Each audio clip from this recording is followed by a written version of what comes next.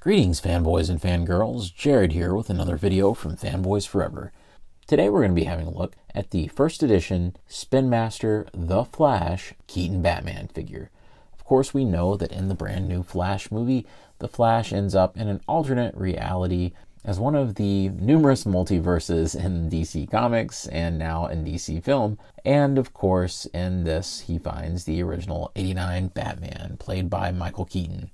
It's, of course, a movie I think a lot of us are really looking forward to. There's been a lot of really positive buzz surrounding it, even if there's been some mitigating circumstances that I think have had some of us concerned. But less said about that, the better. However, the one thing that everybody can agree on is that I think everyone pretty much has just immeasurable excitement to see Michael Keaton back as Batman. Of course, he is the Batman of so many of our childhoods, mine included. So I cannot wait to see what lies in store for us. This figure is in Spin Master's usual 3 3/4 scale. It's like their 4-inch scale figures. So there's a lot of things from this release we already know what to expect. They've done a great job of designing the packaging to look warm and vibrant, and it very much puts you in the mind of the Flash's costume. You even have some of the actual patterns from the Flash's suit, which are really intricate, and of course the beautiful new logo.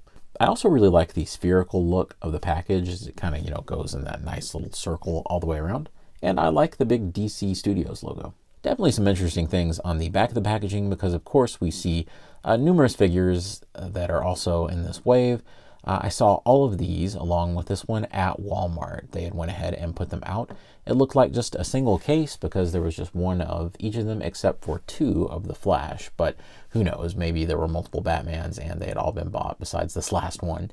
Funny enough, on the back, these are all CGI renders, and Keaton Batman does not have the black eye paint around his eyes there, and it looks really weird. Kind of looks like him right before he took the cowl off in Batman Returns, because, they had to have some way of saying that the black eye makeup wasn't on there. And of course, if this helps you out, here is the UPC and the barcode. And with the Batcave all set up, we are ready to go ahead and get this guy out of the packaging and see what we have in store. Of course, the packaging is definitely not collector friendly, but one cool little thing is on the back of the bubble there, you can actually see the Flash lightning bolt. And here he is, the man, the myth, the legend, the 3 3/4 action figure, Michael Keaton Batman from The Flash. So let's talk a little bit about some of the details that we see on this guy. I want to address some things that a lot of people, it seems, just aren't really noticing, or maybe they're just not aware of it because maybe they're not too familiar with some of the updates that have happened on the Flash movie. In this movie, Keaton is definitely not wearing the old Batsuit, so don't let that throw you. Practically everything is different about this suit save for the logo. The logo on the chest is pretty much the Returns logo, but that's kind of it. Other than that, I think the boots definitely are a little bit like the old ones. Everything else, they've kind of just decided to stay true to the concept that, much like he did between Batman '89 and Returns, that Bruce would keep updating the Batsuit and keep tweaking it, making it more and more armored and more high-tech. I have no way of knowing this for sure, but I can say with almost certainty that probably the design concept behind this outfit was what if Keaton had gone on to be in Batman Forever, and what if Tim Burton had directed that movie. Because if you look at the suit, it's very much like Batman Returns, and the Panther suit, which is what they called Val Kilmer's basic suit from Batman Forever. It's very much like those two suits kind of like had a baby. Like, this is the amalgamation of those two. And I really, really think that that's what they were getting at with this costume. Even down to things like the utility belt being black, which is just like the Panther suit, which was kind of like silvery black. It kind of blended into the rest of the costume. And it's funny, I've seen some people review this figure or other versions, or like the McFarlane version, and I'm hearing some people say like, oh, they cheaped out and they didn't paint the belt yellow. Nope, that is how it appears in the movie. So like it or not, that is what they're doing with this particular version. Let's of course take a closer look at some of the details on this particular suit. We'll start with the head sculpt. Of course, at this small scale, it is kind of hard to see exactly what we're working with in terms of likeness. But I actually think this is pretty decent to be such a small figure. Keep in mind, we're looking at a figure that's, pretty much right at 4 inches. It's like a G.I. Joe scale. And I think that, yeah, I can definitely, especially at this smaller scale, see a little bit of Michael Keaton in there, especially with the shape of the lips. I think they did a fine job with the application of the eyes. You just never know at this scale what you're going to get. So I actually think that's pretty good. I also think the cowl is looking pretty nice as well. Of course, with this new suit, there's been some definite changes in the cowl since the 89 and Returns era, and it definitely results in kind of a longer neck with a little bit thinner neck on the cowl and maybe a little more mobility to the head, so it makes a little more sense that he can actually turn it. But of course, we'll have to see the movie to know for sure. I still think that maybe this guy has a little bit of a long neck, and I don't think it's as obvious straight on, but then when you go to the side, it looks like he's got a little bit of a long neck. So I actually think the figure would benefit from maybe hulling out that inner peg just a little bit and having the set a little lower. Going to the chest armor, this is probably my favorite element of the new suit, because I think they've done a good job of marrying the concepts of the Returns armor, where you had that more mechanical, industrial look, which they said that they were going for, and also having it look more like a modern superhero costume, of course, with all of the different lines and little techie details. So I actually really like that, and I like the overall look of the chest plate, especially the pecs and the ab section. I think that those are really cool. I also really like the new belt. I am one of those people that believes that it probably just should have been yellow. I think that that would have looked better. I still think that probably my initial assumption is correct, that what they were going for was they were wanting to marry it up to make it look a little more like, you know, what would have happened if he were in Batman Forever. And so I think that's one of the reasons why the belt didn't receive that extra bit of color. Down on the leg portion, I think that this is probably my least favorite element of the new suit. It's these kind of extraneous lines right here. And I'm not sure that they do anything but kind of serve as a little bit of a distraction to the rest of the suit. I think it's just kind of weird. They might as well have just made those more bulky armor panels to go with the chest armor, but that's just my own personal thought. I like the knee pads pretty well. I think that those look okay. And of course, like I said before, I think that the boots are pretty similar to what we'd seen before, except it's a little bit more of a bat shape. You can see that it kind of goes like zoop, zoop. You know, I don't know what that sound was, but it definitely looks like a little bit more of that bat shape. The shoes, though, and the boot covers down there are pretty much the same as they were back in the day. There's not really a lot of detail. At the bottom, there is like, you know, copyright info or code or whatever you want to call it. The shoulder pads and the gloves look pretty good. The gloves are also fairly similar to what we saw like in Batman Returns. And I like that they have the little scallops on there. So those look pretty good. Of course, if we raise the cape up in the back, you can see all of the great detail work that's going on the back armor plates. And I think that all of that looks really good. The one big problem with my particular sample is that little did I know, and I didn't really notice it before, but there's this like big crack here in the shoulder to where it didn't quite make it through production unscathed. So that's unfortunate, and definitely the kind of thing to where, you know, if I see a better sample, I'll probably have to end up exchanging it, because I can see this breaking the rest of the way, and you can see how the crack goes through the rest of the shoulder. So I think in the end, it really does a good job of representing what's going to be in the movie. Of course, I've not seen the movie yet, but you know, from the trailers and everything, it definitely looks very accurate in set pictures and things that we've seen. I will say that this probably, this might not do it for you if you're looking for a straight up Batman Returns, straight up Batman 89 representation, because the suit is very different, and that's no fault of Spin Master. That's just them being accurate to the movie, where the suit definitely has changed, so it's good to keep that in mind. All right, he does come with a couple of accessories. Of course, one of those accessories is his grapnel gun. You can see pretty clearly that there's really not much difference between this and the original 89 prop. It's probably safe to assume that this will pretty well go unchanged in the movie. And you can see from both sides, it looks really good. Lots of great little gears and details and bolts in it. And I think they've done a nice job of recreating it. And if you're curious, here he is holding the thing. And it's a little oversized, I think, especially with like the harpoon on the end. I think if it wasn't for that, it wouldn't look quite as oversized as it comes off as. So I think that's the one negative here. There is no way to attach it to the belt, as you might hope. A fairly interesting addition to this figure is this batarang here. To me, this looks a lot more like, say, the Batman v Superman type of batarang. It's kind of strange. I don't really know if in the movie this will be the design that we see for the batarang, because in some of the other figures, like the McFarlane one, It appears that he has just more of your basic 89 Batman Returns Batarang. And here he is holding that. It's definitely something that he can grasp pretty easily.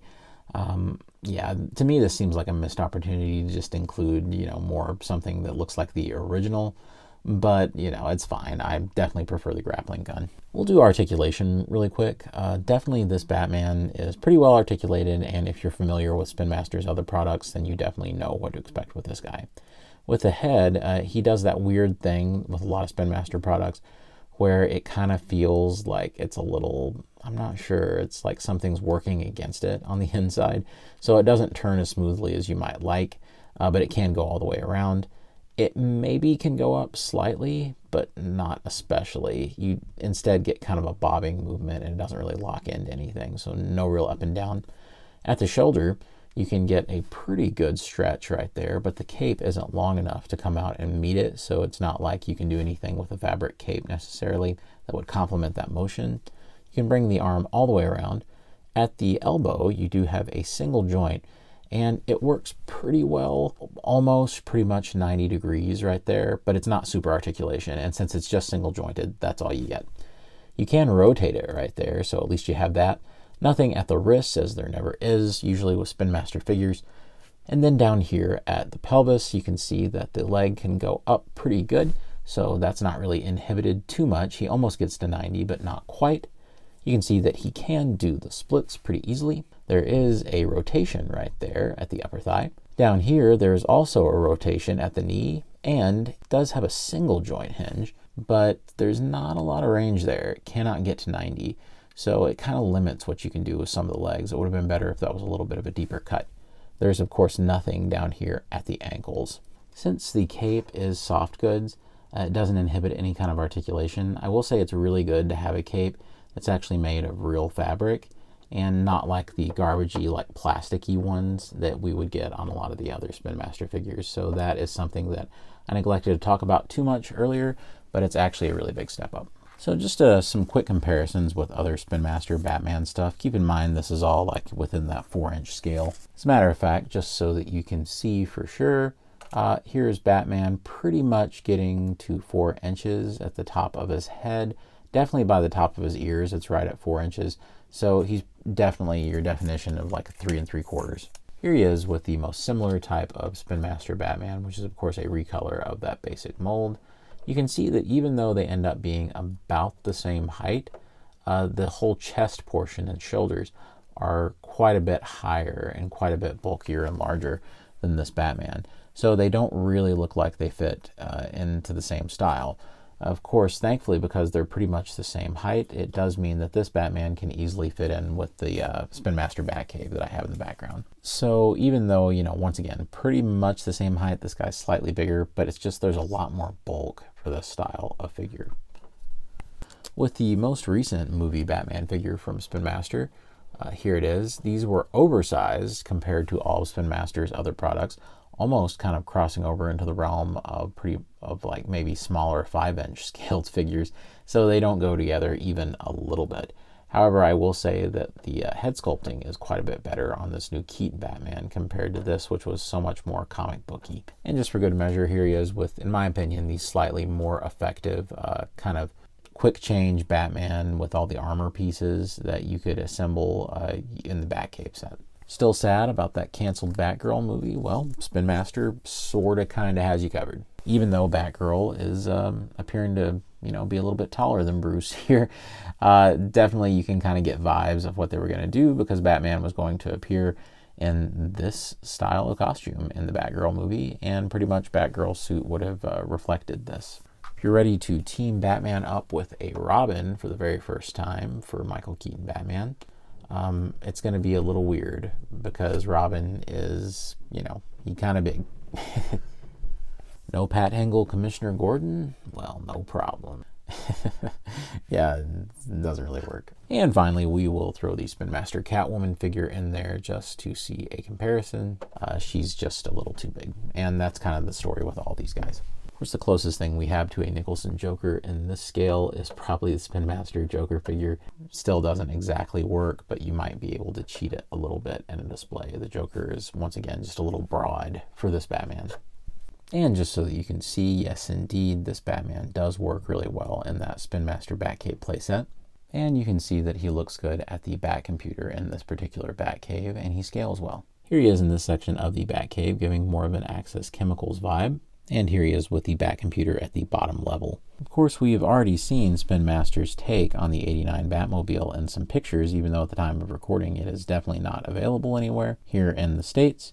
Of course, with things like the Tech Batmobile and any other Spin Master Batmobile, it's really simple with the cloth cape to make him fit. As a matter of fact, since he's slightly smaller, it's a really easy sell to get him into practically any of those vehicles. Of course, with this one, all you have to do, put the cockpit down, and he is ready to roll. So it's definitely an easy fit to get him in any of those vehicles. And here he is at the steps that lead down to the costume vault and the gadgets. Alright friends, that will do it for my review of the Spin Master Batman figure. I think overall it turned out pretty well. If it wasn't for my QC little defect right there on the shoulder, I think I would have been even happier with him. Of course, this guy is going to be rolling out en masse at retail, so you shouldn't be worried about finding one. He's going to be all over the place. The only things that I think are a regret about this figure is that he's slightly pinheaded. And I don't even necessarily think his head is that small. I think it's just a matter of maybe it was up a little far and it needs to be a little further down. So it gives him kind of that long neck look. I also would have liked to have seen some of the articulation improved a little bit. But other than that, I think he's perfectly serviceable, especially since he is aimed at kids. This figure goes for about $8.97 at Walmart, which isn't too bad considering the current market for action figures. Friends, if you've enjoyed this review today, be sure to leave a like. I really do appreciate it. And of course, subscribe, because that really does help us out here at Fanboys Forever. And as always, God bless you and yours. And I'll see you on Fanboys Forever. Fanboy out.